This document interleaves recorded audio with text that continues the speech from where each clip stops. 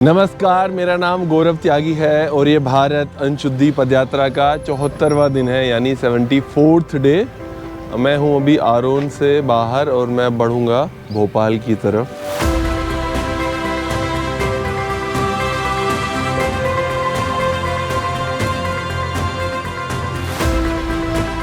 कल मैंने यात्रा को यहाँ विराम दिया था, अब मैं यहाँ से आगे की ओर बढ़ रहा हूँ। आज भी बादल हैं आसमान में और ये अक्सर यहाँ हर दिन की स्थिति यही बनी हुई है, बारिश हो रही है और कल भी पूरे दिन आग मिचौली ही हुई है मौसम के साथ।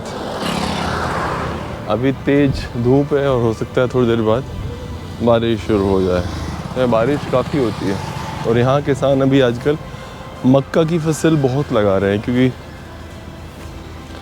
अचानक से मक्का का इस्तेमाल एथेनॉल बनाने में होने लगा है। जिस तरीके से एथेनॉल का इस्तेमाल बढ़ा है, यहाँ किसानों की मक्का को अच्छे दाम मिलने लगे हैं और उनके लिए एक नया बाज़ार भी खुला है। तो इसलिए काफ़ी किसानों ने सोयाबीन की खेती को कम करके मक्का की खेती को करना शुरू की है। ये सिरोंज है जहाँ मुझे जाना है, लगभग 46 किलोमीटर है यहाँ से सिरोंज।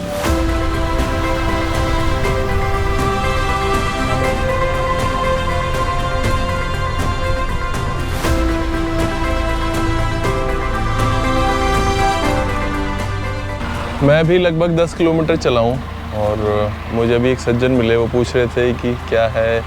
आप बताइए क्या पूछ रहे थे आप? नहीं, मैं ये पूछ रहा था कि अन्न शुद्धि मतलब क्या, कैसी क्या पदयात्रा है? अच्छा, ये है भारत अन्न शुद्धि पदयात्रा। मैं पैदल चल रहा हूँ कश्मीर से कन्याकुमारी। अरे वाह। और आज 74वां दिन है। 26 जून को मैंने कश्मीर से चलना शुरू किया था। अच्छा। और ये पदयात्रा शुद्ध भोजन के लिए है, ताकि देश में हर किसी को शुद्ध भोजन उपलब्ध हो। तो ये कहाँ तक है? ये कन्याकुमारी तक। कन्याकुमारी। एक दिन में 25-30 किलोमीटर में चलता हूँ। वो तो मैंने देखा था, मैं आरोन से आ रहा था बाइक से, तब आप मिले थे रास्ते में यार। अच्छा, आज? अभी अच्छा। थोड़ी देर पहले, यानी कि 12:30-1 के बीच में। आप क्या करते हैं? खेती। अरे वाह। तो मैं किसानों से ये कह रहा हूँ जी, मैं किसानों से बोल रहा हूँ कि आप जो भी खेती कर रहे हैं, 10 बीघा, 20 बीघा, 50 बीघा, 100 बीघा, आप उसका एक छोटा सा हिस्सा ऑर्गेनिक खेती करना शुरू करिए, जैविक खेती। कम से कम अपने परिवार के लिए तो करना शुरू करिए। परिवार को चूँकि जहर मुक्त खाना मिले, हमारे बच्चे अच्छे रहें, हमारी पीढ़ियाँ अच्छी रहें। और दूसरा कदम यह है कि उस भोजन को अगर आप लोगों तक पहुँचा सकते हो, खुद से बेच के, ना कि मंडी, ना कि मिल में, खुद से उसको अपने ग्राहक तक पहुँचाए, तो इससे अच्छा कोई कदम नहीं हो सकता। बढ़िया बात है, आप बढ़िया कर रहे हैं साहब। अब क्या सेवा करें, आपकी स्वागत क्या करें? चाय बनवा लाऊं? और पेट्रोल पंप पे रुक जाओ भैया, देखो यार तुम पदयात्रा करके इतनी मेहनत हमें कर रहे हो यार, चाय भी नहीं पिलवा सके।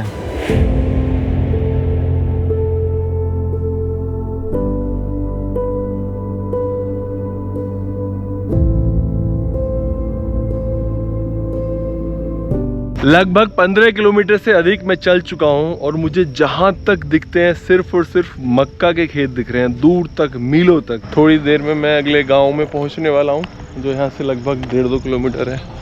मुझे अभी 15-20 मिनट और लगेंगे, शायद 25 मिनट वहाँ पहुँचने में, और फिर वहाँ हम किसानों से बात करेंगे। रास्ता ये बहुत सुंदर है, बहुत खूबसूरत है और आज हवा भी अच्छी है। तो जो तेज़ धूप है ना, उसका असर कम हो रहा है हवा की वजह से। हवा तेज़ चल रही है और थोड़ा ठंडी हवा है, बहुत अच्छा लग रहा है, चलने में भी आनंद आ रहा है। हालांकि मैं भरी दोपहरी में चला हूँ और चल ही रहा हूँ, आज मैंने कोई विराम लिया नहीं है। बहुत अच्छा है, आसमान एकदम नीला है ना, एकदम नीला आसमान। ऐसा लग रहा है कि कितनी सुंदर जगह में हूँ अभी, और है भी बहुत सुंदर जगह है, बहुत सुंदर जगह है। मैं अगर आपको दिखाऊं कि बाढ़ के पानी से कैसे फसल ख़राब होती है, तो आप देख सकते हैं इस पूरी फसल को, इस किसान की पूरी फसल ये बाढ़ ने बर्बाद कर दी है। इसमें एक भुट्टा भी पैदा होने वाला नहीं है। और किसानों का जीवन अक्सर इन्हीं सारी दिक्कतों, समस्याओं, परेशानियों से जूझते हुए आगे बढ़ता है। मैं कहता हूँ किसान ही एकमात्र ऐसे लोग हैं इस धरती पे जो बहुत बड़ा रिस्क लेते हैं अपने सीमित संसाधनों के बावजूद। बाकी सबको सबकी मजदूरी मिल ही जाती है, किसान ही एकमात्र ऐसा है जिसको उसकी मजदूरी भी नहीं मिल पाती। कई बार लागत तो भूल जाइए, मजदूरी भी नहीं मिल पाती उसको, अपने खेत में करे हुए श्रम का भी कोई फल नहीं मिल पाता। फिर भी किसान जो है खेती करते हैं, इसीलिए वो सच्चे मायनों में अन्नदाता है।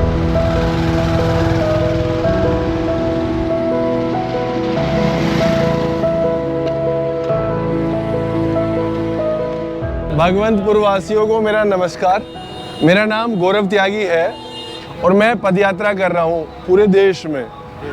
कश्मीर का नाम सबने सुना होगा और कन्याकुमारी का नाम भी सबने सुना होगा। तो मैं इस बीच में पूरे भारत में पैदल चल रहा हूँ, गांव-गांव चल रहा हूँ, शहर शहर जा रहा हूँ, जैसे आज आपके गांव में आया हूँ। और मैं शुद्ध भोजन के लिए पदयात्रा कर रहा हूँ। तो जैसा मैंने आपको बताया, ये पदयात्रा शुद्ध भोजन के लिए है। मैं क्यों कर रहा हूँ? बहुत सारी बीमारियाँ देश भर में बढ़ रही हैं, जिनकी लिस्ट बहुत लंबी है और नाम आपको पता भी होंगे, है ना। मैं स्कूल में जा रहा हूँ, वहाँ बच्चे बीमार मिल रहे हैं। गांव में भी, मैं खुद गांव से हूँ, मैं खुद जैविक खेती करता हूँ, ऑर्गेनिक खेती करता हूँ।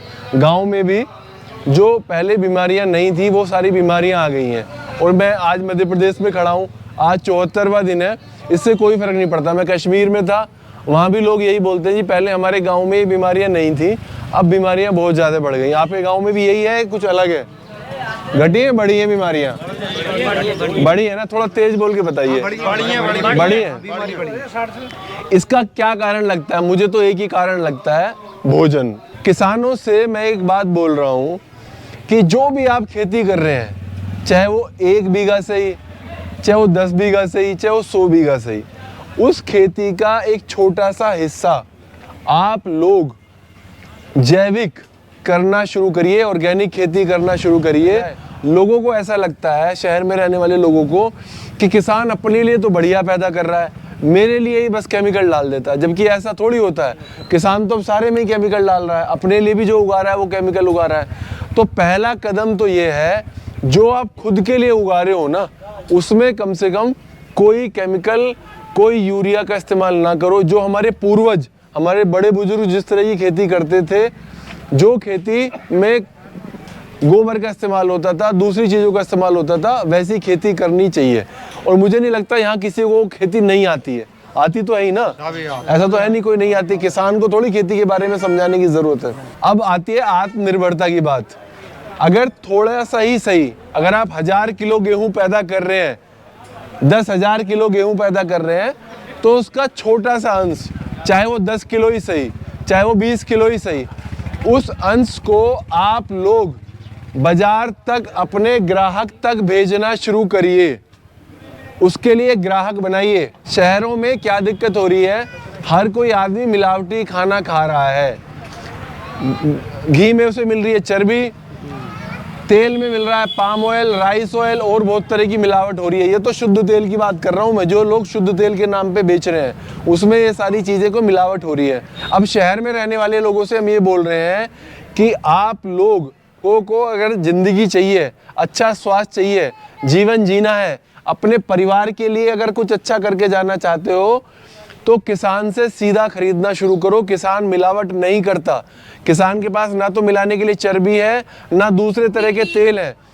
दिक्कत यह है कि आप लोग उस तक पहुंचते नहीं हो और वो बेचारा मंडी के मील के अधीन होकर रह जाता है। दूसरा, आप सब लोगों के छोटे बच्चे होंगे, तो उनके लिए हम क्या कह रहे हैं? स्कूलों में जाके अभी एक नया एक दौर शुरू हुआ है पिछले 10-15 सालों से, जंक फूड का। जंक फूड मतलब ये जो पिज़्ज़ा, मोमोज, है ना, बर्गर, चाउमीन, इस तरह का जहर हमारे बच्चों को खिलाया जा रहा है। इससे बच्चों में बहुत तरह की बीमारियां बढ़ रही हैं। इसको हम नहीं रोकेंगे तो कोई बाहर से आके रोकने वाला तो है नहीं। अब भगवंतपुर आपका बहुत बहुत धन्यवाद करता है सर। आप अभियान पे निकले, आपका दिन, आपकी जर्नी बिल्कुल शुभ हो। अगर ज़्यादा नहीं कर सके तो 10 बीघा में अपने घर के लिए तो कर ही सकते हैं। जो अपनी घर की मवेशी है उसका गोबर का खाद डाल के अपनी खेती तो कर ही सकते हैं। यहाँ अपन ने मक्का की खाद डाली हुई है, मतलब गोबर की खाद, अपनी मवेशी की, जो देसी खाद अपने घर पे गाय वगैरह हैं, तो उनकी जहाँ डाली हुई है। मक्का भी 3 फीट ऊपर है। और स्वाद बता दो, और स्वाद बता दो। उसके भुट्टे में लगभग आज 8 दिन पहले, और मक्का की अपेक्षा आप भुट्टे खोल के देख लें, उस मक्का में दाने पड़ चुके हैं। तो कुछ ना कुछ तो देसी खाद में दम है। तो हाथ उठा के और तेज आवाज में भगवंतपुर तो कम से कम सुन ही लेना। आज के बाद अभी से हम ये प्रण करते हैं कि हम कभी भी कुछ खाएंगे तो खाने से पहले अपने पेट को देखेंगे और कहेंगे ये मेरा पेट है, कोई कूड़ेदान नहीं।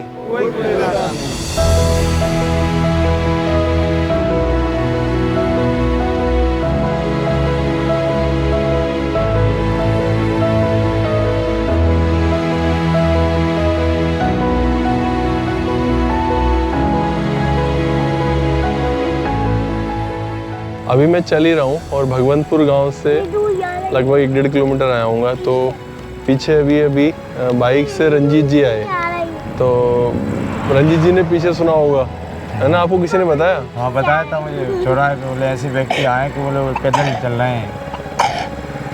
आप क्या करते हैं? खेती करता हूँ मैं भी।